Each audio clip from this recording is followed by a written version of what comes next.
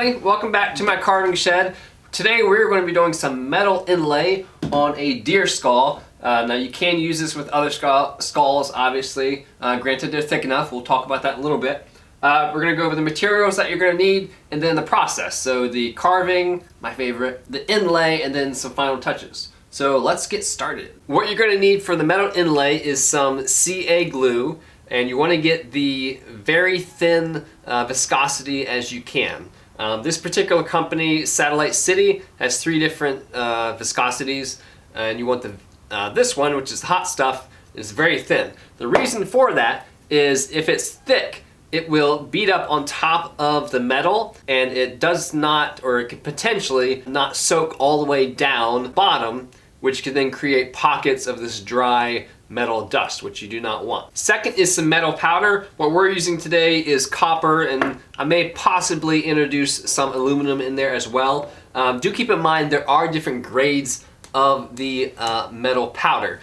This is around 100 mesh. If you go anywhere above that, like up to 300 mesh, then it becomes so fine that the CA glue has a hard time penetrating it. So keep with around 100. I'll leave links in the bottom of this video for what I have here today. And then third is an accelerator, and this simply helps that CA glue harden a lot faster than it normally would.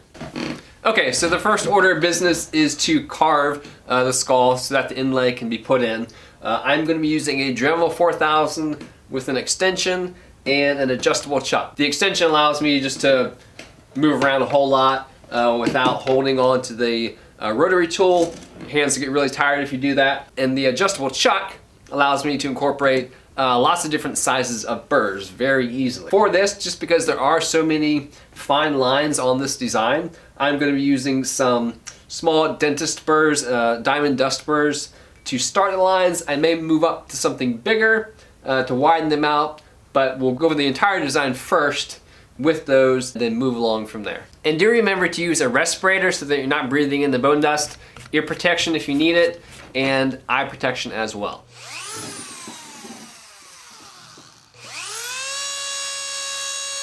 In order for the inlay to be secure in the negative space that you're carving out, you really only need to carve it out maybe between 2 and 3/16 of an inch deep.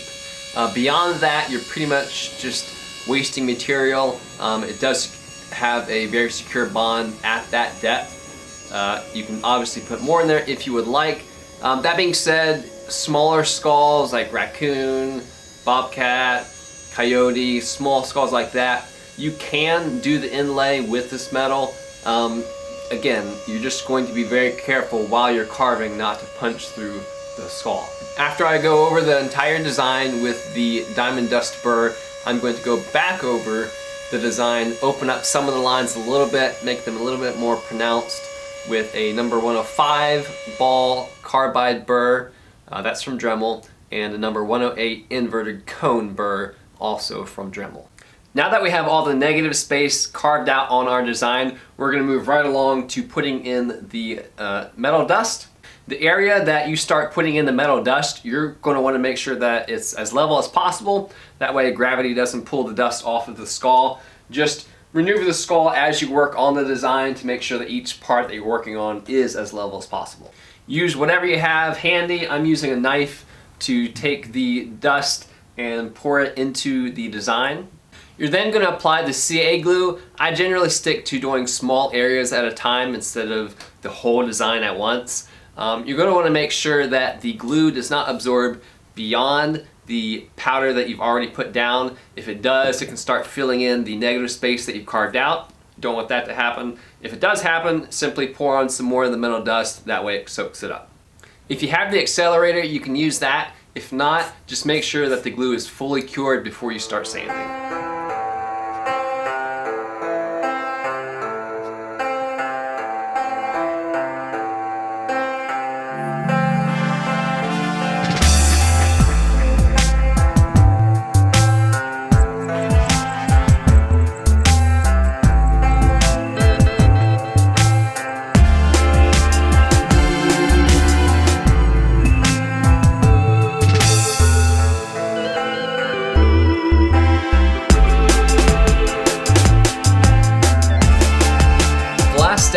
process is to sand down the metal flush to the bone on the skull. To do that, I'm just going to start with 120 and work my way up. So 120, 150, 220, 320, 400, 800, and then finally, to get a nice, beautiful sheen on the brass, we're going to go up to 2000 grit sandpaper. You can, if you want to, use something like a rotary tool and a sanding drum to get the bulk of the material off first. If you do that, just be careful that you're not sanding all the way down to the bone.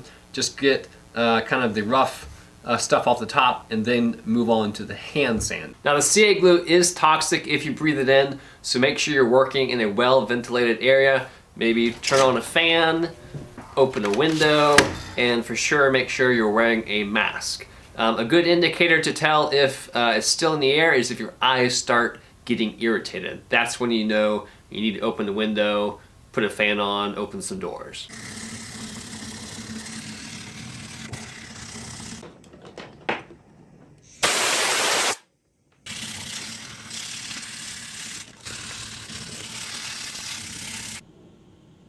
If you miss any spots, simply recarve the area and add some more inlay.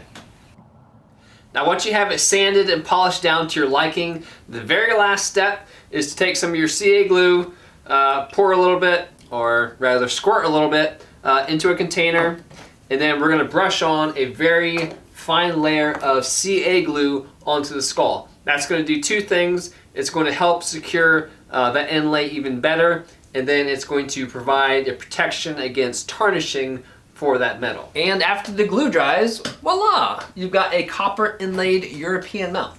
Hope you really like this, guys. Don't take my word for it. Go out there and try it yourself. I'll leave links to the products that I use in this video in the description of this video. Two things really quick. CA glue, you do want to store that in a cool place. People actually store it in the refrigerator.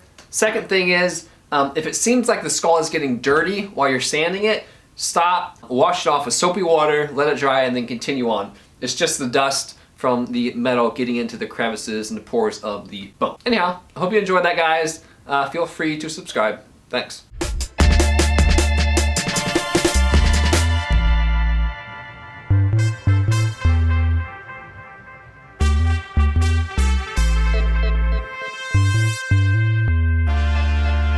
Hey, so I wanted to say thank you real quick to Bill for leaving a 5-star review on my Facebook page. I really appreciate that. You can always check me out on Facebook and Instagram. And I wanted to say two things. If you're seriously considering starting skull carving, just giving it a try, I will leave a link to an article in the description of this video where I have listed out all the tools that you'll need just to get started. So it's like the beginner's package. Check that out. And then the second thing is go to Facebook and search Animal Skull Carvers. It's a group on Facebook. You can join, you can ask questions, you can share your work if you're getting started. So do those two things if you're seriously considering trying out skull carving. All right, guys, I'll see you in the next video.